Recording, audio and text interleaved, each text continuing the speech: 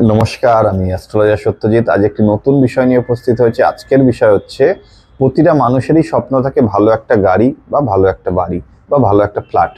তো কাদের জীবনে ভালো গাড়ি, বাড়ি, ফ্ল্যাট তৈরি হতে পারে, এটা দেখার জন্য সর্বপ্রথম আপনাদেরকে যেটা জানতে হবে, লগ্ন সাপেক্ষে যেখানটায় লগ্ন লেখা থাকে তা ঘড়ির কাঁটার উল্টো দিকে অ্যান্টি ক্লকওয়াইজ 4 নম্বর ঘরটি, যে ঘরটি, সেই ঘরটি যেন অবশ্যই ভালো থাকে। এবং সেই ঘরে যদি কারোর জন্মছকে শুক্র পজিটিভ ভাবে বসে থাকে বা বৃহস্পতি পজিটিভ ভাবে বসে থাকে, সেক্ষেত্রে কিন্তু দেখা যাচ্ছে সেই মানুষের জীবনে অবশ্যই নিজস্ব ফ্ল্যাট, নিজস্ব বাড়ি হওয়ার যোগ দেখায়।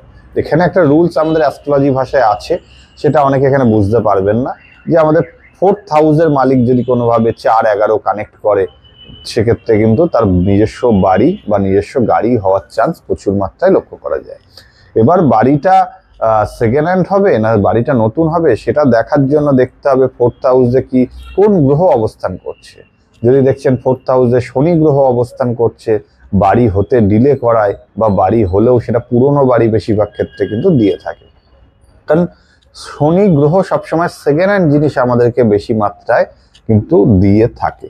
আবার যদি দেখি ওখানে শুক্র গ্রহ ভালোভাবে পজিটিভ ভাবে বসে আছে, সেক্ষেত্রে বললাম আপনার নতুন কোনো গাড়ি বা নতুন কোনো যদি ফ্ল্যাট কেনার ইচ্ছা থাকে, সেটা কিন্তু অবশ্যই আপনাকে সাথ দেবে।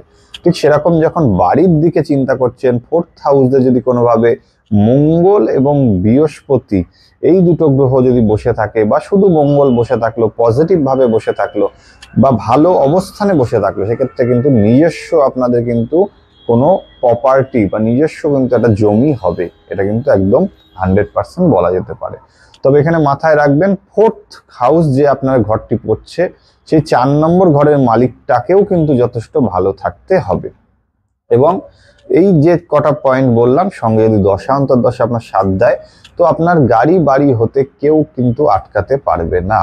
এবার এখানে একটা কথা আছে, কার 4th হাউসে যদি রাহু বসে থাকে, সেক্ষেত্রে দেখা গেছে সেই মানুষটার মধ্যে বড় বড় স্বপ্ন থাকবে।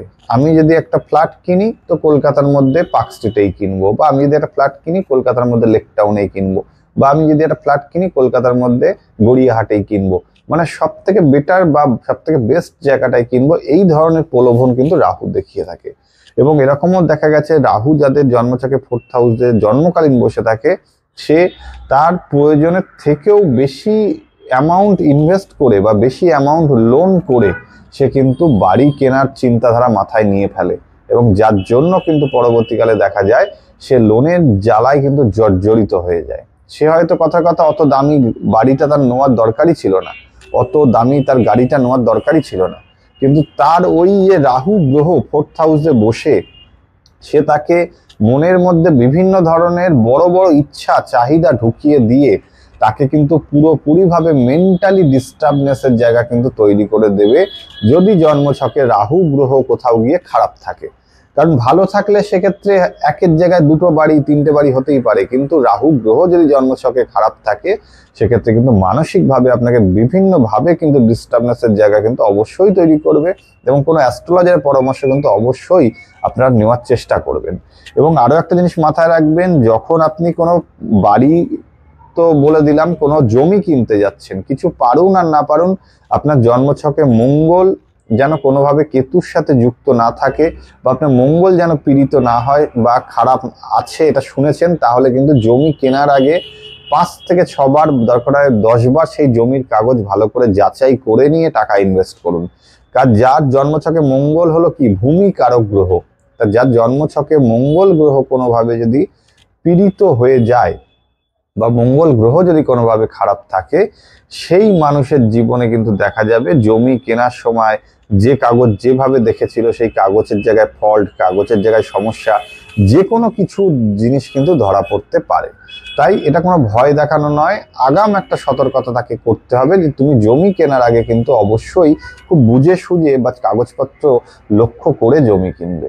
তাহলে যে কোনো বাড়ি, ফ্ল্যাট, গাড়ির জন্য কোন গ্রহ কিভাবে আপনাদেরকে সাহায্য করে, পুরো বিষয়টাই আপনাকে বুঝিয়ে বললাম।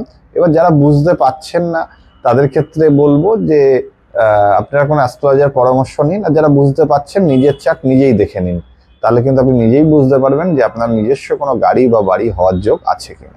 তো আজ এই পর্যন্তই। সবাই ভালো থাকুন, সুস্থ থাকুন, নমস্কার।